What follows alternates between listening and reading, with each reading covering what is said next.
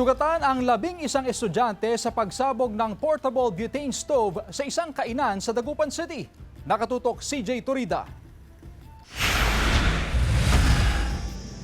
Matapos ang isang aktibidad ng kanilang paaralan, nagkayayaan ang nasa 11 estudyante na mag-celebrate sa isang kainan sa Barangay Karanglaan, Dagupan City kahapon. Nataon din daw na kaarawan ng isa sa kanila. Pero sa isang hindi inaasahang insidente, ang kanilang sanay masayang salo-salo na uwi sa trahedya. Ang isang portable butane stove na nakalapag sa mesa, biglang sumabog dahil sa umano'y gas overpressure. Nagkaroon ng fireball na tumama sa mga estudyante. While celebrating, kinakantahan na nila ng happy birthday song yung kanilang classmate, gas burner, nag-lit.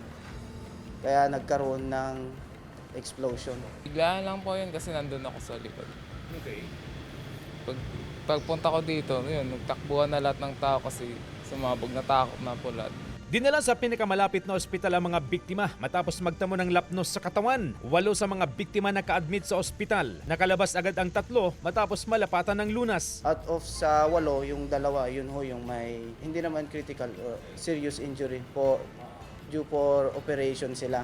First time daw na mangyari ang ganong insidente sa kainan. Hindi naman daw nagkulang ang mga kawani sa maintenance ng kanilang mga gamit. Palagi po namin yan chinecheck pa, ino-off tapos nililinisan po lagi namin yan. Nakipag-ugnayan na raw ang PNP sa management ng kainan at pamilya ng mga biktima at nagkaroon na rin ng initial na pag-uusap. In coordination with the admin officer ng restaurant, nag-initial ho yung may-ari na shoulder nila yung hospital expenses. Payo ng awtoridad sa publiko, lalo na sa mga nagpupunta sa iba't ibang establishmento, na laging isaalang-alang ang kanilang kaligtasan. Sinisikap ng GMA Regional TV na makuhanan ng pahayag ang mga biktima. Kasama si Henry Duminsil, CJ Torida, One North Central Luzon.